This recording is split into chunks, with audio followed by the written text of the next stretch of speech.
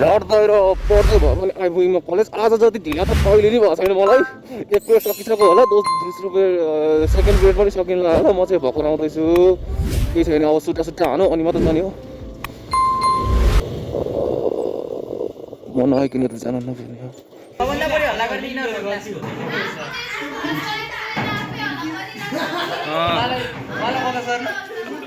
Cameraman वाला focus गर्नु, उहाँले मलाई नराम्रो भन्नु। त्यो मेकअप गर्नेलाई के भन्छ अरे? Parlour artist. Parlour artist? Parlour artist कहाँ पार्लर आर्टिस्ट भन्छ? ब्युटिसियन ब्युटिसियन ब्युटिसियन हो। ल क्यारेक्टर डिफाइन भइसक्यो। के अरे डन कुन गेम खेल्न लाग्यो तिमी? खोइ ल फ्री फायरमा के भोट त सकिएन फ्री फायर हान्नै सकिएन।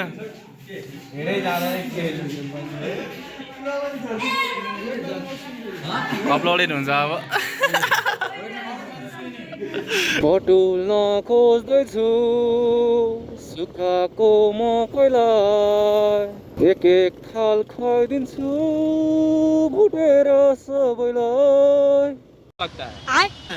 अब कुलमान घिसिङलाई निकाल्ने बित्तिकै चाहिँ लोड सेडिङ हुन थालिसकेको छ होइन। हिजो पनि दिनभरि बत्ती थिएन, रातभरि पनि बत्ती थिएन। राति 2 बजे बिउजिँदाखेरि बत्ती आइरहेको रहेछ। के गर्न खोजेको हो नेपालमा अब है? हो भने अब स्योर हो के लोड सेडिङ 18 घन्टा होइन, अब बत्ती नै दिँदैन। नेपालीले जबसम्म इन्भर्टरहरूको मार्केट भ्याल्यु चाहिँ टप लेभलमा पुग्दैन नि तबसम्म त्यो अब बत्ती आउँदैन क्या। हिजो आएर अहिले बत्ती आउला भन्ने छैन, भरे बत्ती आउला भन्ने छैन। निद्रा आएर राति 1 निद्रा बिउजेर राति 2 बजे बिउजिँदाखेरि बल्ल बल्ल बत्ती आइरहेको रहेछ यार। साँच्चै कि सतीले नै सरापे देश परेछ यार, सतीले नै सरापे यार। हट्ने बित्तिकै लोड सेडिङ हुन हाल्यो क्या। हिजो मात्रै होइन, अस्ति पनि त्यस्तै। अस्तिबाट लोड सेडिङ हुन थालेको। अस्ति पनि थिएन, अस्ति दिउँसभरि थिएन। अस्ति चाहिँ राति 7 बजेतिर आएको अरे लाइन। अनि एयर पल्युसनमा पनि काठमाडौँ चाहिँ 1 नम्बरमा परेछ होइन। भेरी गुड 1 नम्बरमा पर्न सफल हुनुभएको छ काठमाडौँ मेट्रोपोलियन सिटी। कालिनले जति सफाइ कर्मचारी खटाए पनि खोइ त के गर्न सक्यो त यार? खोइ के उखाड्न सक्यो कि सफाइ कर्मचारीले तलब पाएनन् भनेर के अरे सफाइ कार्यक्रमहरू नै रोक्यो के? आज पनि लाइन हुँदैन मलाई राम्रोसँग थाहा छ। त्यही भएर मोबाइल चार्ज हाल्ने म ध्यानतिर लाग्दैन। आज म डाइरेक्ट हिँडिदिन्छु। रहेछ त बत्ती त यार। सराप्दै आएको सुनेछन् कि के हो? आजै होला यार जिन्दगीमा काठमाडौँमा मैले सबभन्दा धेरै पोल्युसन भएको फिल गरेको यार। साला बाइक पनि चलाउन नआएको जस्तो हुन्छ नि त मलाई त। यताउता गर्छ त म। 500 मिटर पर पनि केही देखेको छैन कि काठमाडौँमा आज यार।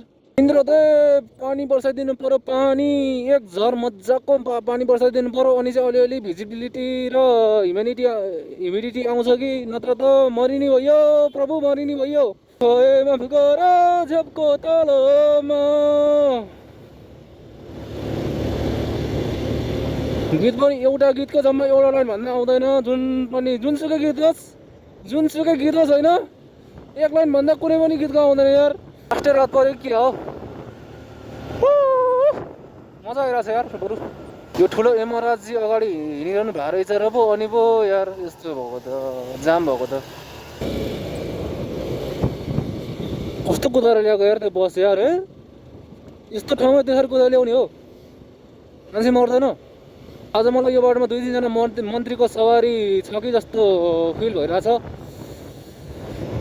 जोसुकै मन्त्रीको सवारी होस् न, हामीले बाल छैन। जोसुकै मन्त्री आओस् कि प्रधानमन्त्री आओस् कि हलदार आओस् कि जेसुकै आओस्, किनकि त्यहाँ 2-3वटा मन्त्रीको गाडीहरू देखिरहेको थिएँ कि मैले। एपिएफ कमान्डो सहित मन्त्रीको गाडी चाहिँ कुन चाहिँ हो पत्ता लगाउन सकिएन।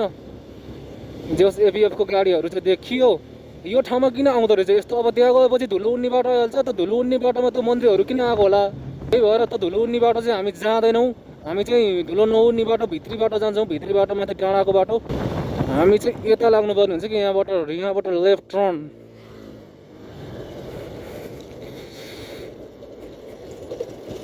यो बाटो गएपछि बाटो राम्रो पनि छ, धुलो पनि खानु पर्दैन। अब बत्ती हुँदैन होला यार। आज पनि मोबाइलमा चार्ज छैन। आज पनि हिजो जस्तै मोबाइल एकतिर फालेर अनि सुत्नु पर्ला जस्तो छ। अब घर पुग्नुन्जेलसम्म मोबाइल डेड भइहाल्छ। के गर्नु त? घरमा भएको पावर ब्याङ्क पनि हराइदिइराखेँ, नत्र त पावर ब्याङ्क थियो नि यार, पावर ब्याङ्कले अलिकति सपोर्ट गर्थ्यो। फाइनली म चाहिँ घर आइपुग्न लागिसकेँ, भिडियो सिडियो अफ गरिदिन्छु म, अब एडिट गरेर अपलोड गरिदिन्छु। आज अपलोड गर्दिनँ, म भोलि अपलोड गर्छु। भिडियो चाहिँ म भोलि अपलोड गर्छु, किनभने आजको चाहिँ मैले अपलोड गरिदिइसकेँ, अब भोलिको पालो। जय महादेव।